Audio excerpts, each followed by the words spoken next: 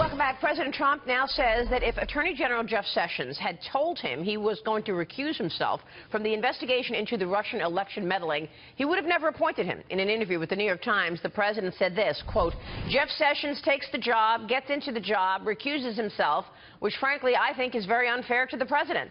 How do you take a job and then recuse yourself? If he would have recused himself before the job, I would have said, thanks, Jeff, but I'm not going to take you. It's extremely unfair, and that's a mild word to the president. Joining us right now, former Deputy Assistant to President George W. Bush, Brad Blakeman, is here. Brad, good to see you. Thanks so much for joining us this morning. Thank you. What did you make of the president's comment? I mean, it's, you know, on the one hand, I understand the point that the president is making. On the other hand, this is his attorney general to speak publicly to the New York Times against him. What's your reaction? My reaction is it doesn't do any good. Here you have a guy who's still your attorney general. You're expecting him to do a job, and you're really cutting his legs out from under him from the ability to do that job with the confidence of the president. Look, the president had a great day yesterday. He gathered all the Republican senators together and took them to task on keeping their promise on health care. That message needed to be continued because their work is not done, and this completely threw them off message. I don't understand why he even did this interview with the New York Times, knowing what their position is on every... What is he doing? I want to disagree. It's being characterized as throwing Jeff Sessions under the bus. He doesn't throw Jeff Sessions under the bus as Attorney General. What he did was he threw under the bus his decision to recuse himself, which Trump is justified in being really TO'd at this. Yeah, I agree with that. Because, in fact, Jeff Sessions did not collude or have conversations with the Russians. He happened to be at a reception where Russians were present. That is not the same thing, and it was not grounds for recusal. Why did he recuse himself? He should not have recused himself. It has opened the door to this Pandora's box of Washington's special investigator metastasis, which we've all seen happen before, and there's no reason for Trump shouldn't be upset. And he is sending a signal to every other appointee, which is you do not buckle to these little nigglings because they're always going to be trying to do this. You stand firm. You're part by of the way, you're right, Heather. Just really quickly, Jeff Sessions knows that the president already felt this way. Right. I mean, it's been pretty... That's true. But to go out public on it like that. That's the thing. Why? Like, it's fine that he feels that way. I get your point, but is the New York Times the place to voice that opinion? I don't think a leader leads that way. I don't think it should be done that way. This has been the enemy to the president. Why go to the enemy to trash your guy? Yes. Because he is constantly demonstrating that he is not cowed by any source. It's not like he's going to only talk to his friends at Fox. He talks to anybody, and he's going to tell them what he thinks, and he's not scared of them. And that's all part of the Trump MO of telling his supporters that he will deal with anybody. He doesn't give up. He doesn't back up. He stays on message, and he will take on any and all comers. He does care a little too much what the New York Times thinks about him. Yeah. He's a guy who grew up in Queens, and there's some sort of like... Shout out to Queens. Badge of honor. It's a, the New York Times is paying attention to me. Remember when the House Republicans pulled the original health care vote? First contact that he had was with the Washington Post and the New York Times. That very moment. So he cares a little too much what those reporters at the Times think. He sees big audience, right? And he thinks that if I'm talking to the New York Times or the Washington Post, they're going to have to carry my version of the story in addition to their spin. Right? And that's the only way my version of the story is going to get into those mainstream media publications. Brad, jump in here. What do you think about everything you're hearing here?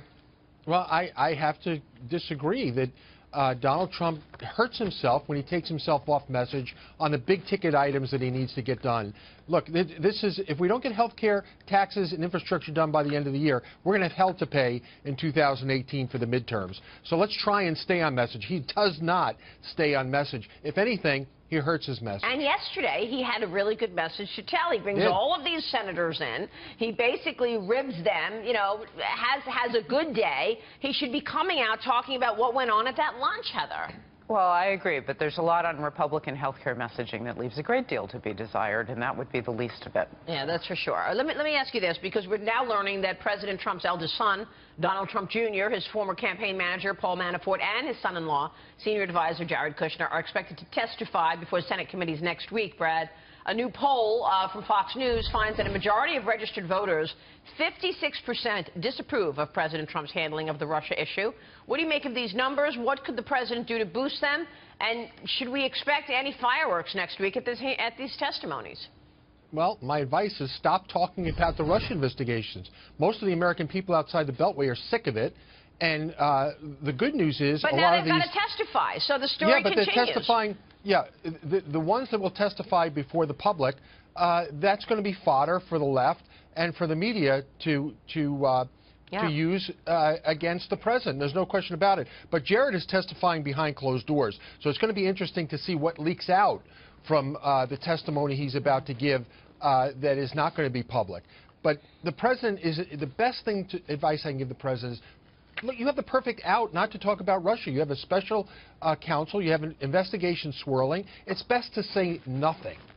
I agree with you. It's Mike Murphy. I think, agree with your points. I think the one thing the president needs here is to realize the more friends, the more people he can have on his side, the better. Like, you know, you catch more honey, you catch more bees with honey than vinegar, right? So I think he needs to have more people with him having his back rather than pointing his finger or sticking his finger in people's eyes. Whether it be about Russia, Jeff Sessions, anyone in particular, I think he needs people lined up behind him to fight with him and help him get his points across.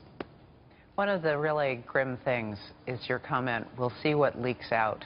That we are so expecting Washington to automatically leak what is supposed to be confidential and private and behind closed doors is a real symptom of the greater problem that's going on. Some of the leaks have been coming from within the White House, so that also begs the question of who within the Trump administration is out to get the very man they work for. Well, but the intelligence community is also undermining him, has been from the get-go, right? So there are all these Obama holdouts there, so there's potential leaks right there. Yeah, absolutely.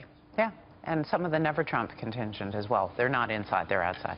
Is it time to ask the question, does the GOP want this president to succeed?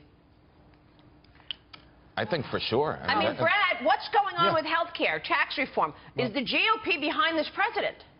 They better be behind the president because the promises that were made were not just by the president. Take a look at the Republican platform. The platform has all the promises they said they were going to deliver for the American people. And guess what? That's going to be their test in 2018. Did they live up to those promises? You cannot blame Democrats. The American people gave us all the power they could possibly give us, the House, the Senate, the White House. If we're not able to deliver, shame on us, and we're going to get... If the president doesn't like governing with majorities, wait until he has minorities. Oh, my God. Well, we'll be watching that. Brad, thank you very much for weighing in this morning. Pleasure. Brad Blakeman right there.